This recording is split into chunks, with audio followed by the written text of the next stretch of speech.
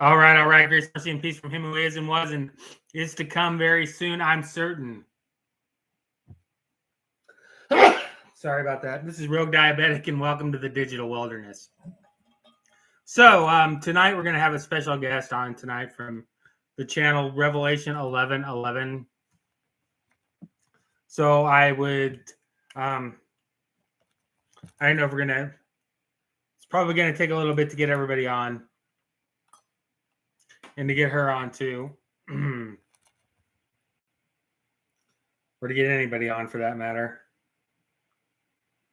But I thought we could go ahead and try this. I'm trying to do a live stream every Saturday night at about this time. We'll try to make the times more regular, and we'll try to get out notice, and I'll try to get out notice. And hopefully, if this works out tonight, then Rena might be able to come on regularly, or we might be able to live stream together. I think is hopefully the goal that we're going for. So if you're like, whenever you pop in, just go ahead and say hi in the chat so I know who's on. Oh, somebody dipped in and out. But anyway, hopefully we'll be doing this on a more regular basis. Like I said, hopefully every Friday night or every Saturday night, at 7 or 8 Central here in the U.S. So, but we'll see. And, like I said, hopefully if this works out, then maybe Rena we can live stream together. Hopefully if this works out tonight, then hopefully I can maybe start looking into having some other guests on the show every now and then. I just recently learned how to screen share. So, which I'm super stoked about it. I'm really excited. And now we're just kind of like trying to get some of these messaging apps, something that we can use to interface with Google, or with YouTube. So tonight we're going to probably use Zoom, right? Exactly.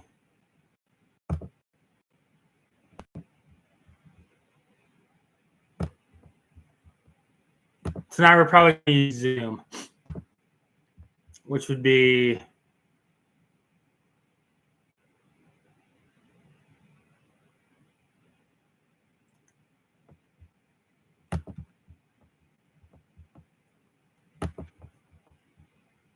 I think we might have hit a snag.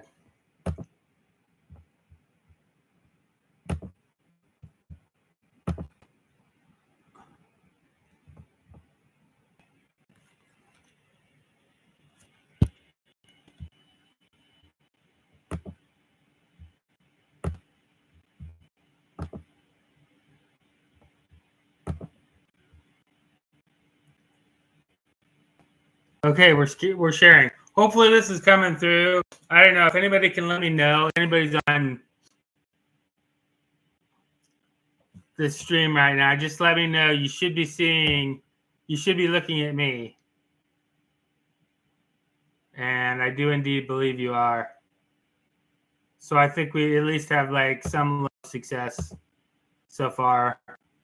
Hopefully we'll get Rena here and then we can get down to business and talk about some things. So the pandemic treaty is something that my last stream was about. My last stream, and I think my flow too. Basically, the whole kind of the summary of it is there's going to be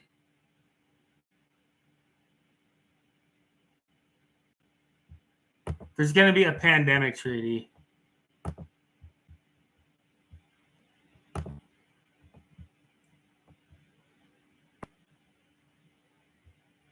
There is going to be a pandemic treaty that I think 194 countries, the revised draft of the negotiating text of the WHO pandemic agreement. Now, this is the last time that I did this is that I did an upload or a stream about this. This is like the most recent draft that I could find. And I think that this is probably going to be about the best you can do.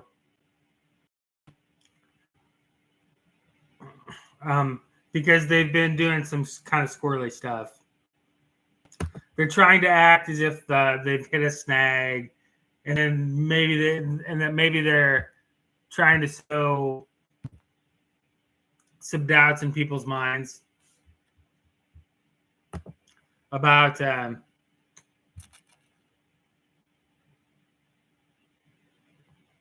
whether its adoption will take place. Now, I'm pretty certain. In fact, I'm almost 100% certain that it's going down.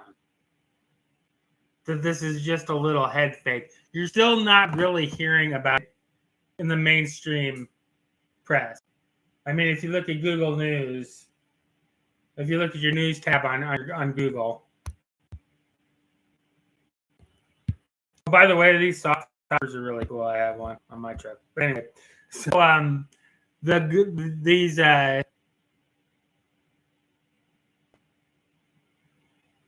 they're trying to sow some doubt about whether this is going to like actually take place, whether there's actually going to be whether this is actually going to go through or not. And then they're also, like, as you can see from this headline from Fox News, all GOP senators press Biden not to support pandemic not to support expanding WHO pandemic authority. Okay, so listen, you guys. First of all they need is 16 Republicans to break off. So that'd be about a third of the Republican senators to break off and actually get the thing ratified, 16 or 17, somewhere in that vicinity. And I wouldn't be surprised if that's what happens. If there just was like guys like Mitt Romney and the other quote unquote rhinos ended up going along with this pandemic treaty and actually ratifying it, joining with the Democrats and the Independents, who are all Democrats. They're independents in name only, but I wouldn't be surprised if they still couldn't split off 16 or 17 Republicans to get the 67. The 2/3 majority that they need. Now, apparently all these senators, all the GOP senators have like signed a letter saying that, the no-go.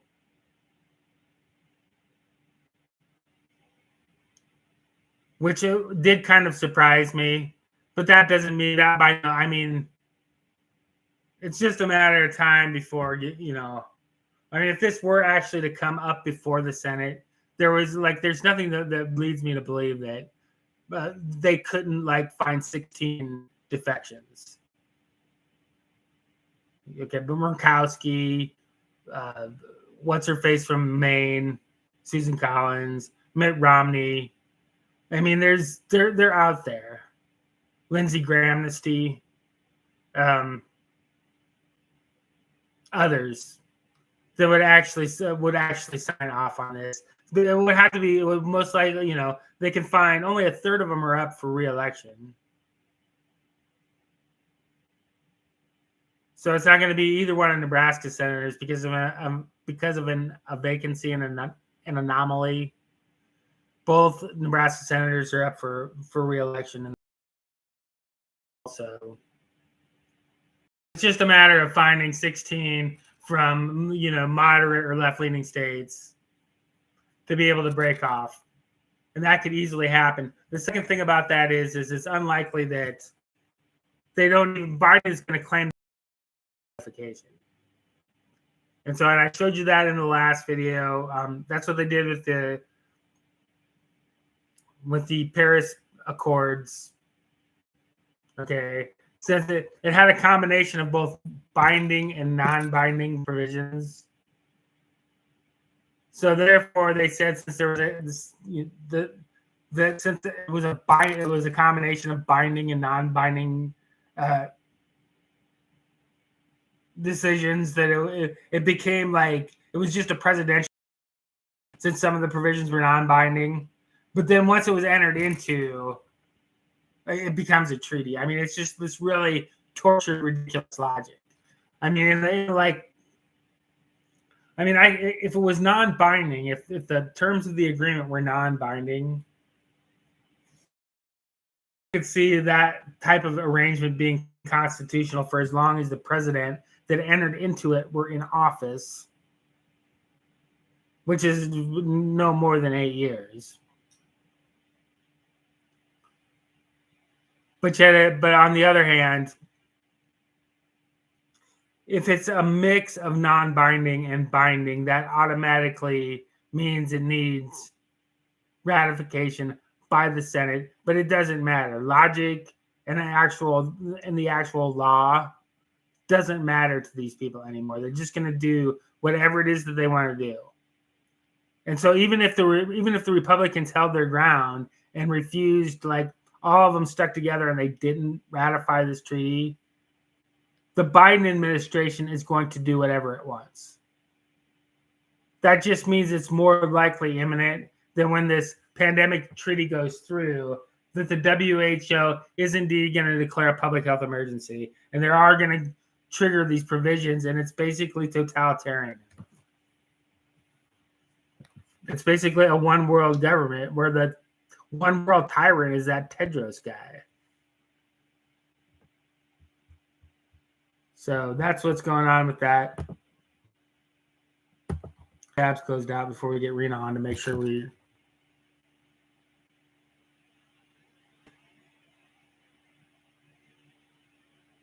guys can see the screen well. But I can find this stuff again. Governments agree to continue their steady progress on proposed pandemic agreement ahead of the World Health Assembly. This is from the 10th of May, so that's going to be about a little bit over a week ago. Governments of the world today agreed to continue working on a proposed pandemic agreement and to further refine the draft ahead of the 77th World Health Assembly that starts 27 May 2024. Governments meeting at the World Health Organization's headquarters in Geneva agreed to resume hybrid and in-person discussions. What's a hybrid? What's the difference between a hybrid and an in-person discussion? I guess they're using Zoom. Over coming week, global system for pathogen access, and I don't even know exactly what that means. What do you mean pathogen access? And benefits sharing. So that's the whole idea, this whole idea of equity, where they're like, there's like, it's basically they're basically going to have the authority to tax and allocate who pays for this. So a quote unquote poor country won't have to pay for it, but a quote unquote rich country will have to pay for it. I'm sorry, let me share my screen. There it is. Right, but then based on this too, then they're going to be able to force anybody to take a prophylactic measure that they want to. Anybody who they say, and you're not going to be able to refuse it. Okay, when this goes down, it goes down on the way. It's going to be mandatory. Unlike last time where you could argue that it wasn't mandatory. But when they pull this next pandemic, it's going to be that they're going to have the World Health Organization is going to have the total authority to mandate certain therapeutics. And the Biden administration isn't going to do anything to stand in their way. And even if the Republicans were, even if Trump were, which they aren't either, I mean, nothing effective. They're not going to do anything effective to stand in their way of declaring another public health emergency and then forcing all, both small and great, Region 4 free and bond to receive a mark.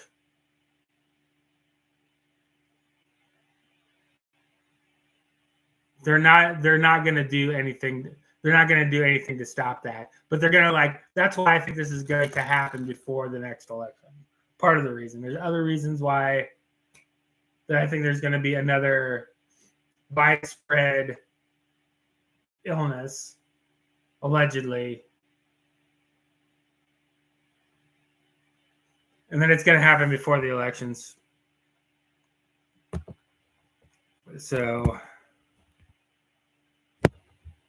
this article right here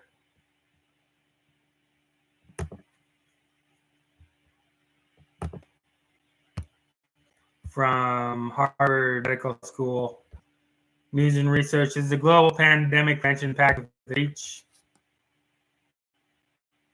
See, this is one of these articles that make it that try to cast some doubt about whether this is going to actually happen or not. But if I were a betting man, I would say it's going to. They can't lose this opportunity. This is their last chance. Because if they miss their opportunity to do it this time, then they theoretically could lose their depending on a variety of different scenarios, they might never have another opportunity to force this on to everybody.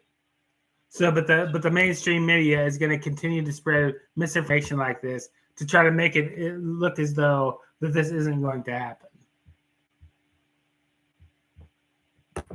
But I believe it is. Absolutely.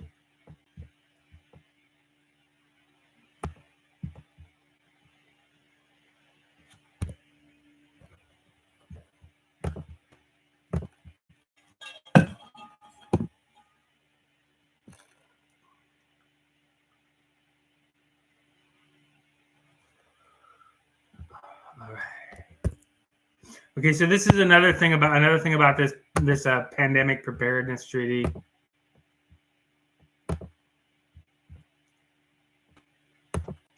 Is there's no transparency. It's not democratic. It's not the member states, the representatives of the member states are not elected. And the board doesn't even represent all of the member states, all of the WHO member states. The executive board, composed of 34 persons who are technically qualified in the field of health and designated by a member state. So the World Health Assembly is the one that elects this executive board.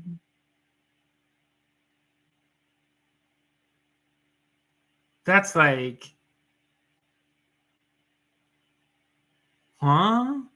The executive board is composed of 34 persons who are technically qualified in the field of health, each designated by a member state that has been elected to serve by the World Health Assembly. And so I guess I don't know whether they mean that 34 persons have been elected to serve by the World Health Assembly, or whether the member states, they get to designate each person on the board have been elected to serve by the World Health Assembly. There's no transparency on how this works. No transparency, and it's nonsense. So you've got all these people, and this is the thing about this one. If you go down to the United States, apparently we don't even have anybody on this, because you see all this Peru, Dr. Harry Pena Sanchez, Paraguay, Maria Teresa. What's DRA? What's a DRA? Canada, Christine Harmston. Brazil, Tovar da Silva. But America's person on this board is to be designated. So we don't even have any representation, whether elected or not, on this board. So I don't know, and this is part of who would approve this treaty.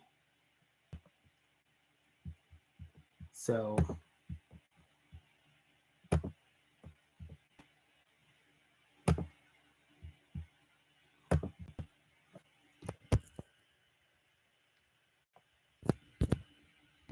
INB process. So the INB is International Negotiating Body. In December 2021, WHO's member states decided a special session of the World Health Assembly to establish an intergovernmental negotiating body representing all regions of the world to draft and negotiate a WHO agreement or other international instrument on pandemic prevention, preparedness, and response, hereafter referred to as the WHO CA+. Whatever that stands for, CA+.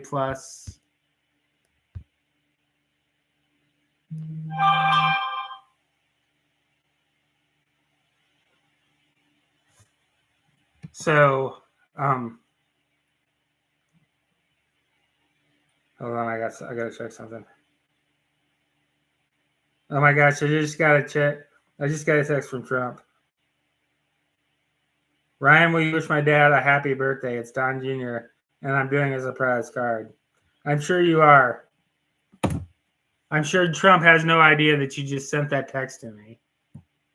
In this little fundraising spam text list. So there's this process where there's a board that's appointed by the World Health Assembly, and who even knows who? I never even dug in far enough to get to see how does each country's delegates to the World Health Assembly even get placed? I'm sure I don't know. Are they appointed by the president? Are they is it subject to advice and consent of the Senate?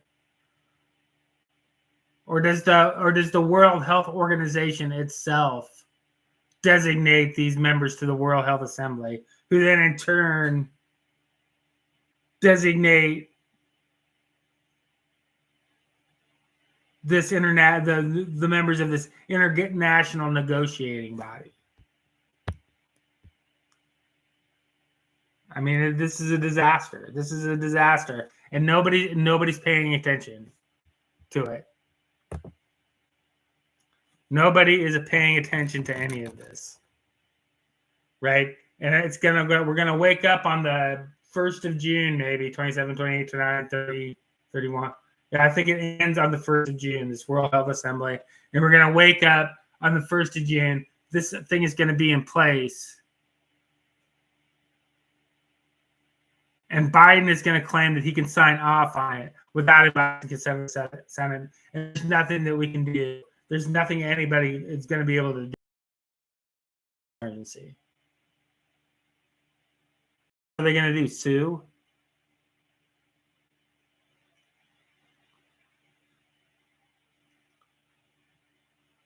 Right? And again, I wouldn't be surprised. I don't think they're going to actually I think they're just going to Biden's just going to go along with whatever the World Health Organization says, puts out there. I don't think he's going to do, and then the Republicans are just going to wave their hands and flap their arms and wring their hands, be like, "Woo!" But at the end of the day, they're not going to do anything to stop it. To stop this government takeover of everything.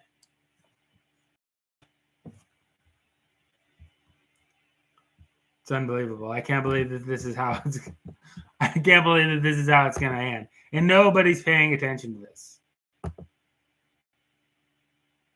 And even if you bring it up with people that would oppose something like this, they're going to say things like, "Oh, well, they don't even have like an enforcement mechanism."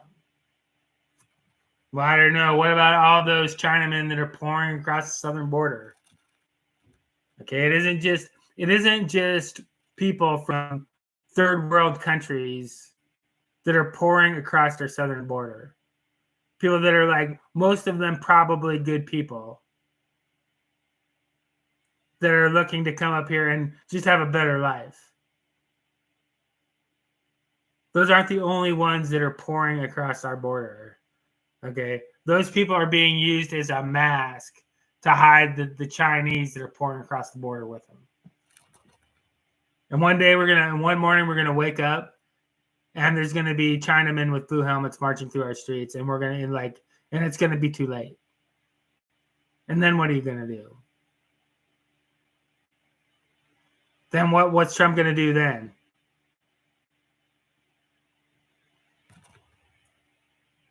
Right, and then you've got the whole specter of Trump. You've got the whole spectrum. Then they would stage more riots like they did on January 6th. They would stage more insurrection by Trump supporters. And they could blow it all up like that. Or they could just let him continue to be a distraction for people to cling to think that that he's going to get elected and he's actually going to do something about this. Okay. So, but by the time the elections come around, there isn't going to even be any pretense of this being a democracy anymore. Except in the bizarro, inverted leftist world where a democracy is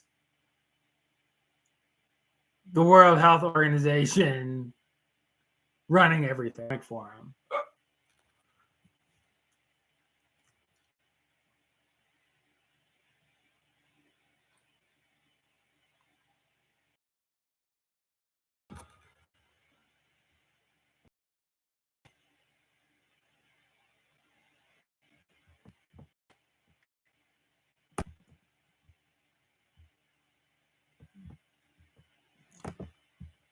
And now, well, I got this thing humming. I thought once I started getting some of these tabs closed out, that I might be able to get my fan to shut off. Let's see what else we got.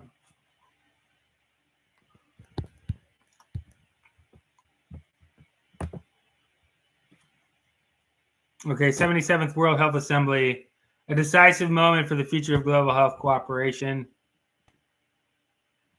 Thousands of government officials, global health experts, and advocates from around the world will convene in Geneva for the World Health Assembly to deliberate, negotiate, and decide on the most pressing global health issues. Simply put, is the preeminent health gathering of the year, with several multi-year negotiations coming to a head at once.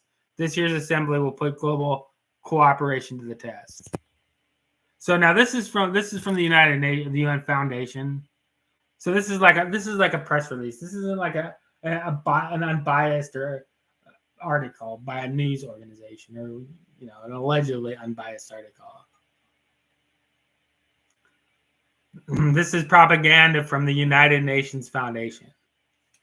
Okay, and it's the kind of propaganda that everybody people's Senate offices do. They issue press releases. Now it's supposed to be the press's responsibility not just to carry water for an organization like this, but to actually give an objective analysis. But that's never what happens. Between May 27 and June 1, ministers of health and other decision makers from all 194 member states of the World Health Organization will gather for the 77th annual Health Assembly.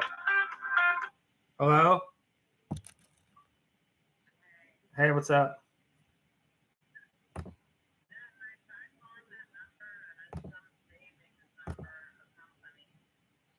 What do you mean you tried calling the number? The number that I just sent? Oh no, I wanted you to use that to log in to like join the Zoom.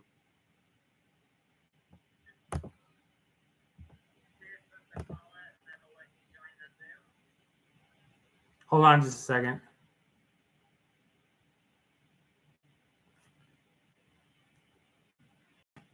You're not supposed to call it. You're Can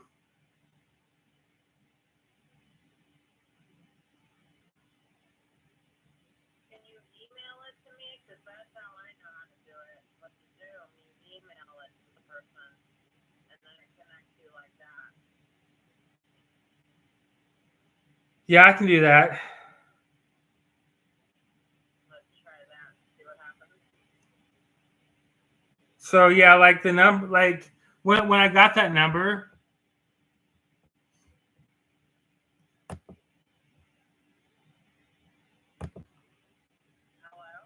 Yeah, I'm still here. No, when you got the number, what?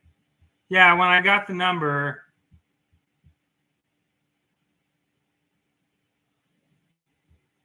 it gave me what it said. It was like you're supposed to use that to join the meeting. Because I actually have a meeting. I have like a Zoom meeting going on right now, but I'm the only one in it. Yeah. Well, I tried calling it, and it's a company that offers. But you don't call it. You put it in like you go to Zoom. Oh, okay. You go to Zoom and you click join, I think, and then you type that number into where it says join. Okay.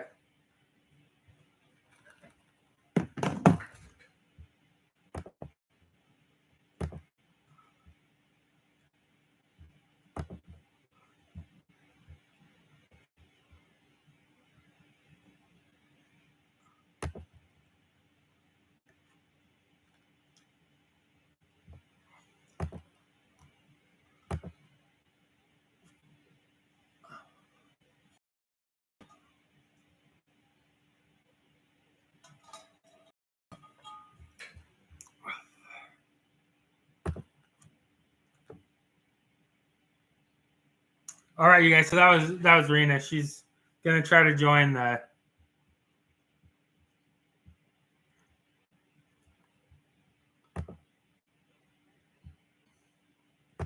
She's gonna try to join the meeting.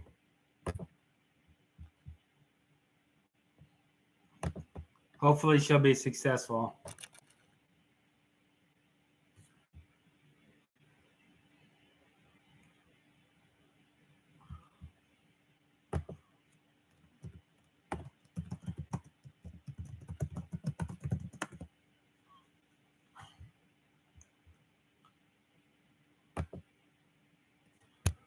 Okay. So anyway, we'll I don't know, maybe we'll come back to this. But the idea is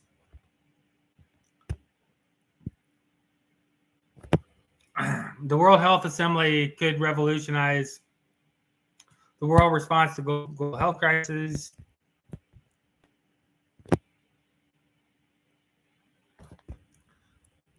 And then their strategy for 25 to 28.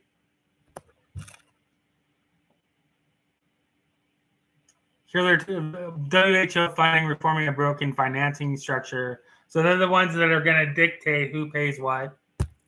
Okay, so they're going to be the taxing authority.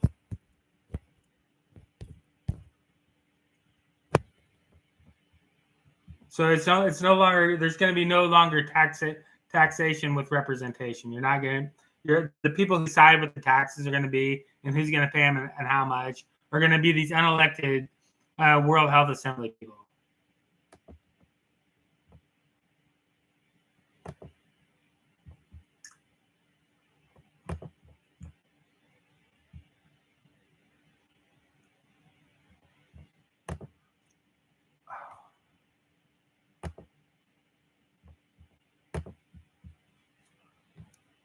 I can't wait to watch the replay of this. and see how much of a train wreck it is. But hopefully we can at least get Rena in for a little bit before we wrap this up. These things can only last for 40 minutes right now because I've got the free kind. And we only have 5 more minutes. So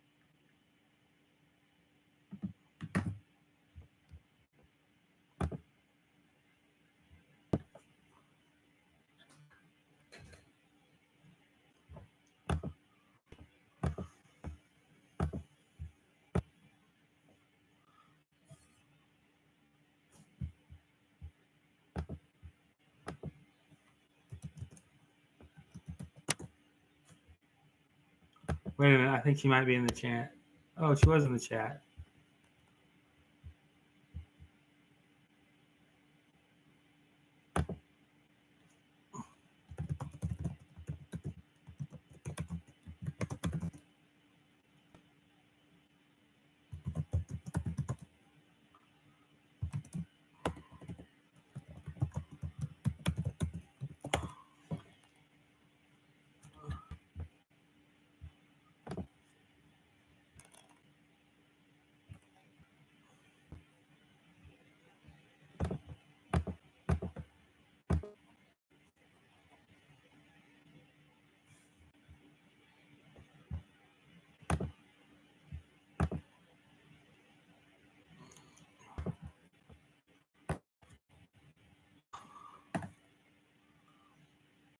All right, guys, I think I'm gonna shut this down now. I think I'm gonna shut down. I'm gonna get a hold of her, and we'll try to reboot this whole thing in 10, 15 minutes. So